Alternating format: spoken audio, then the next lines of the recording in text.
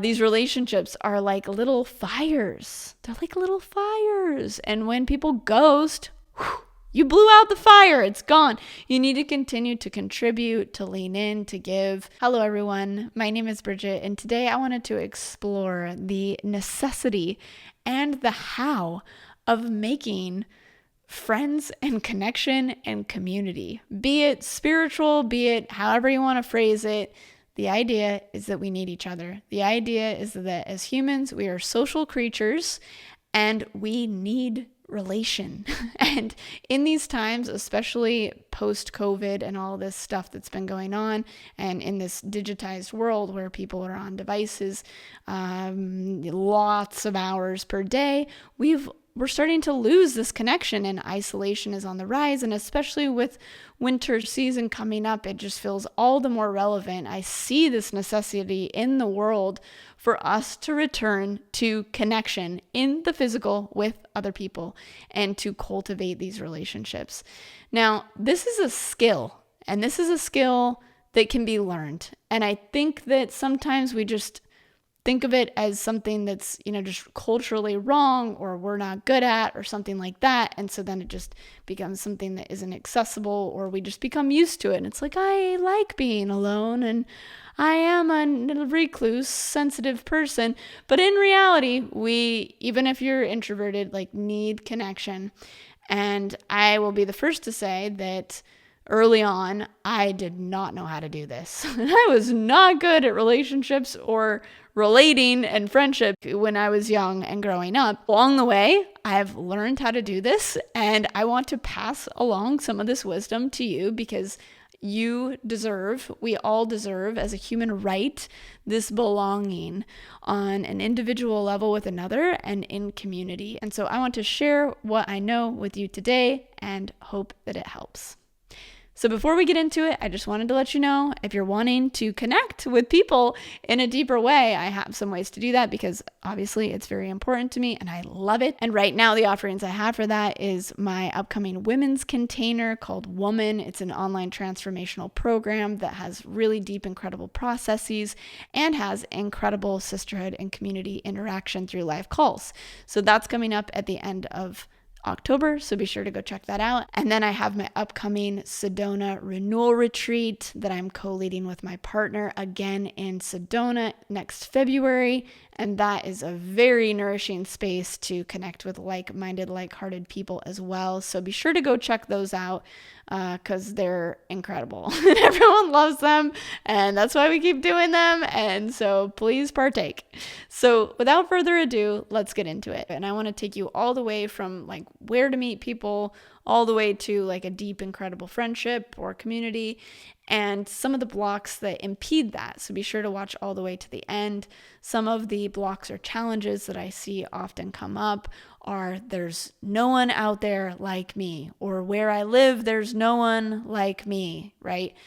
And that is not very empowering, and it's often not true. And I will say that even because I've been living in a place where there's a very dissonant culture to my interests and proclivities, and it's still possible. And also this idea that it's going to fall into our lap. So the first place that we can begin is by understanding that the category of relationships in our lives require categorically openness, courage, and some effort, some cultivation for that to be a successful part of the relationship. We need to allocate some energy, some inspiration, some life force, some planning to that category of our lives. It's not just going to happen and then we get all the excuses as to why it didn't happen, but really it is possible and you deserve it because it is so fun and enriching, and one of the reasons we're here as humans to enjoy each other. So to begin, we need that approach. We need that openness. We need that courage. We need that determination to show up. So then the where, where does this happen, right? Because, oh man, everyone's just isolated on their phones or whatever. There's tons of places to meet people. And online is one of them. Some of my best friends have come from meeting them online and in person. And so the in-person, what you want to do is you want to go to places that you enjoy and do things that you enjoy. And then those people are there. It's as simple as that. And it doesn't have to be limited to like spiritual stuff. I think that's where people get hung up. It's like they want someone that can like really completely match them on that spiritual level. But that often misses the incredible people that maybe just share in the joy of a common liked interest. And so that's a great place too. It's like, okay, yes, the sound bowl thing, but also pickleball, like also nature walks, also, these different activities that we enjoy. So do what you enjoy. Go out there in the world and do it. And then when you are at that thing, this is the next step, is get a person's number. So there's usually one person, if not two, that is potentially interesting. And in this phase, I really think of even cultivating friendships like dating. And I was telling my partner this. I'm like, it's like dating. Like you need to get his number and then you need to follow up and you need to plan something and you need to contribute. And these friendships, these relationships are like little fires. They're like little fires. And when people ghost, you blew out the fire. It's gone. You need to continue to contribute, to lean in, to give, and to give to people that are giving back. So that's why I think of it as dating, and there's a courting phase. And if someone isn't showing up or someone isn't as interested, whatever, like that's the filtration process. You're just exploring, and maybe that person's just, for whatever reason, don't need to make stories about it, not for you in that friendship. So you go to the place that you're resonant with, you actively, courageously ask for someone's number, and you invite them to coffee, you invite them to do that activity that you enjoy together, and you go from there. And then you keep going, and then you keep going. And through that process, as you go deeper and deeper, communication is really essential. Asking for what you enjoy, asking them what they enjoy in a relationship or friendship, the kind of the love languages, how they want to be communicated with.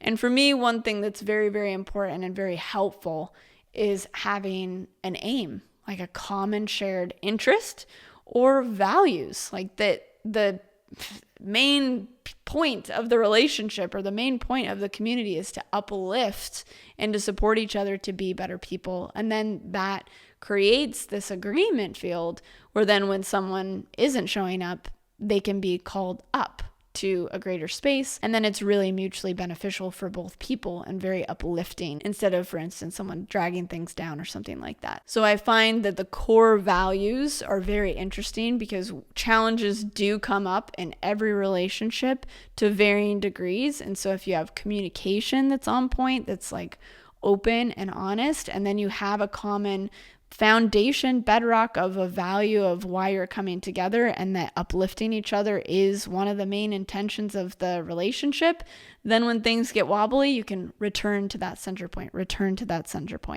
And so those things are very helpful. If you're liking this and you want me to do kind of like a really deep dive, say like masterclass on this topic, just comment down below, because I am seeing this as a rough road for a lot of people, and that this is a really common challenge, and that it's going to be getting like worse in years to come, and that we really need a space to develop these skills. And just doing what I'm sharing here will like totally set you on your way. But if you're wanting more, let me know. So some of the other things before we finish up here are really letting go of those blocks that can sometimes become excuses of like, there's no one out there like me, right? And this greener grass thing that somewhere else there is, there are my people.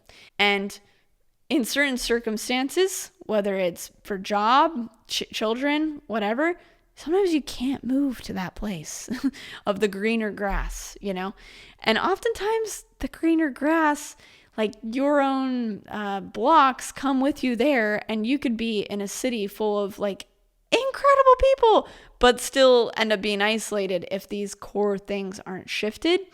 And I got to really face this because I've always lived in incredible places with incredible people. And the past few years, I've been living in East Texas in a very rural place. And yeah, it's extremely culturally different. And amongst that, is it more challenging to find friendship and community? Yes. But is it still possible? Are there diamonds in the rough? Are there those other people that are also seeking you too? Yes. And so find those people and find them through, say, mutual friends, or again, doing the things that you love and they're there, which is how I've done it, and then shared common activities. And don't expect or need one certain friend to need to fulfill or believe all the things that you do. And them to be also the same age and the exact same kind of person as you are. Some of my best friendships are people's children that I love. I go hang out with kids, and we go pick on fruit trees or do activities together and stuff. So it can be younger kids. It can be elders or older people that are really cool and have certain interests, and you go take class from them or you go learn from them. It doesn't have to look a certain way.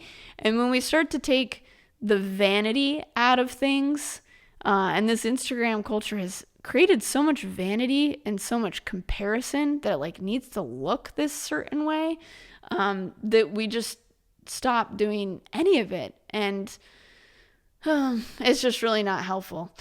So check yourself there on the comparison, on maybe not feeling worthy or valuable or good enough to have these certain kind of friendships, or you kind of being vain and thinking that it needs to look this certain way. And it's when you're not doing any of the social media crap and you're just heart to heart with people, all of that falls away. And what is left is freaking goodness, is connection, is vulnerability, is authenticity, and that is the juice of life that is real. We need the in-person to allocate time for friendships, for relationships, for social, and oftentimes the digital world, or just even scrolling through stories and seeing friends' stuff, it mimics socialization, but it isn't actually socialization. So it makes us feel like we did, but we definitely didn't.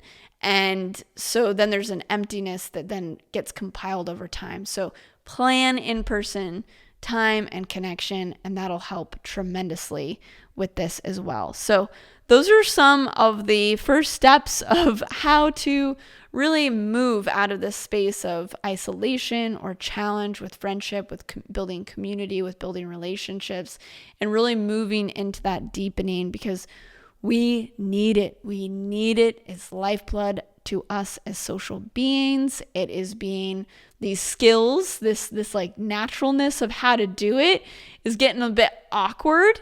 And even as I was away from as much social interaction in these past few years, I started to get awkward, which was really fun to see, because it's a muscle. It's a skill, and you just keep at it and you get better and better at it. And there is someone out there that is aligned to be friends with you. I'm odd. I'm an oddball. And there's other oddballs that like me, or if you want to be super cool, there's other super cool people too. There's everything out there. So just get after it.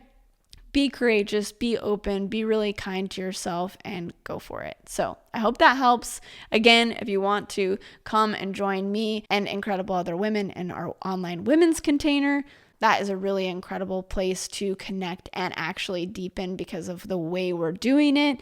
And then, of course, I have my Sedona retreat coming up in February 2026. So sign up for that as well. And I will see you next time.